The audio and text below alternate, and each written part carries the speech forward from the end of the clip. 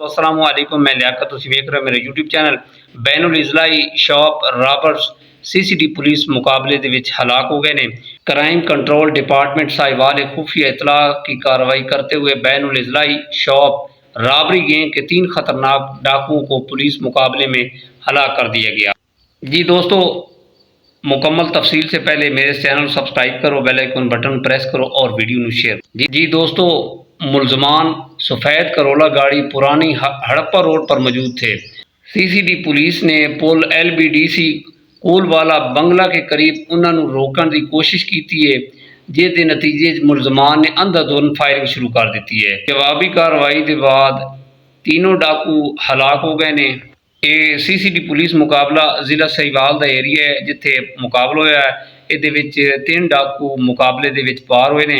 तीनों डाकू अपने साथियों की फायरिंग के नाल हलाक हुए ने और इन्हां दा ताल्लुक फैसलाबाद तो है सी। हलाक मुलजमान की शनाख्त कुछ इस तरह है। जी नाजरीन, जिहड़ा पहला मुलजिम है जिहड़ा मुकाबले दे विच पार होया है, इसका नाम जनाब वकास वल जुल्फकार है। ये 200/GB फैसलाबाद का रहने वाला है।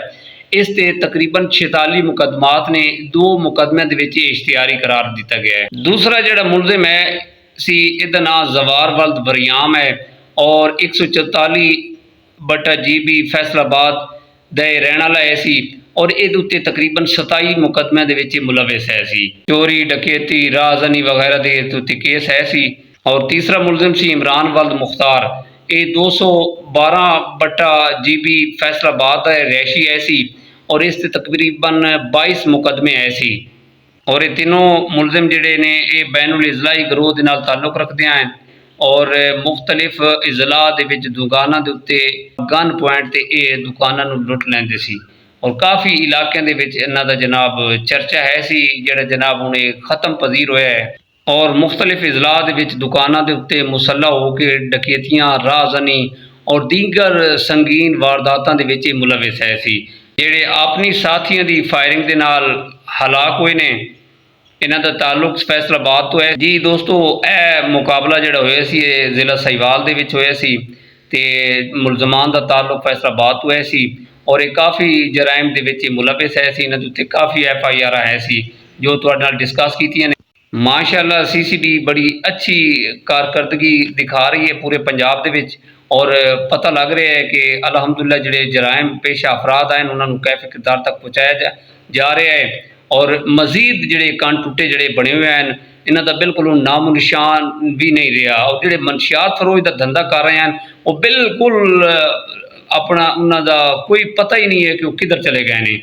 यकीन करो कि अगे होंदा सी हर इलाके दे विच जनाब 2-4 बंदे इस तरह मिलते हैं कि ये बंदे जिहड़े ना मनशियात दे विच मुलविस हैं और अक्सर शहरों दे विच जाइए तो कब्रिस्तान दे विच ढेर लगे होए होंदा सी कि यह बंदे नशे के आदि ने, इन्हां नशे की तलब है। हुण उत्थे ही असीं ये चैक किया है कि कोई बंदा सानूं नशे वाला नज़र नहीं आ रहा और माशाअल्लाह असीं सपोर्ट करने और असीं एप्रीशिएट करने अपनी सीसीडी पुलिस नूं, इस डिपार्टमेंट नूं कि ये जदों दा आया है यकीन करो कि क्राइम ते काफ़ी कंट्रोल पै गया है कि रात नूं भी हुण सकून नाल बंदे अपने इलाकों दे विच आ जा सकते हैं।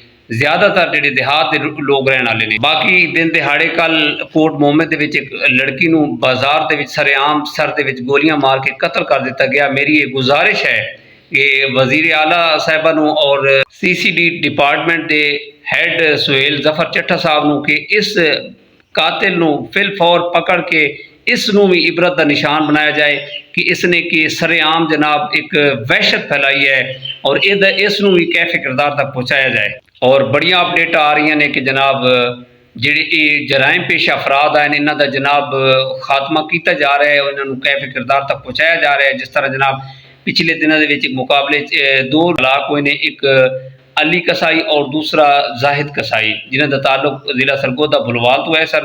वो काफ़ी अरसे तो जनाब वो मतलूब आए। जी अलहमदुलिल्लाह सीसीडी आने नाल तकरीबन ये जिहड़े जराइम पेशा अफराद हैं इन्हां दे अंदर इतने खौफ व हिरास फैल गया है कि बिल्कुल अपने पिल्लियां दे विच छुप गए ने। जिस तरह सरेआम जनाब असल लैके एक नुमाइश करते हैं, शादी ब्याह ते जाके जनाब फायरिंग करनी और लोगों को डरा धमका के जनाब भत्ता वसूल करना, ये हूँ कम खत्म हो रहा है और ख़त्म हो गया है बिल्कुल। आए दिन जनाब जिहड़े पहले सुन रहे थे हूँ बहुत कम हो गया है कोई इस तरह की कोई FIR नहीं हो रही कि फलां जगह ते डकैती हो रही, फलां जगह ते जनाब किसी ने नुकसान पहुँचाया है। बहुत अच्छा वर्क हो रहा है, खासकर जिहड़ी है CCTV पुलिस कर रही है। जो साडे कोल इतलात आ रही हैं असीं ਉਹ इतलात तुहाडे नाल डिस्कस कर रहे हैं ते मजीद इस कमेंट सैक्शन दे विच राय जरूर देना CCTV के हवाले दे नाल, और साडे इस चैनल सबसक्राइब कराए और बैल आइकन बटन नूं प्रेस करके वीडियो नूं लाजमी शेयर कराए, ताकि जिहड़े जराइम पेश अफराद हैं इस वीडियो नूं देख के तौबा तैब होण कि वाकई CCTV जिहड़ी है वो एक अच्छा खड़ा कर रही है और जराइम पेश अफराद नूं कैफ किरदार तक पहुँचा रही है।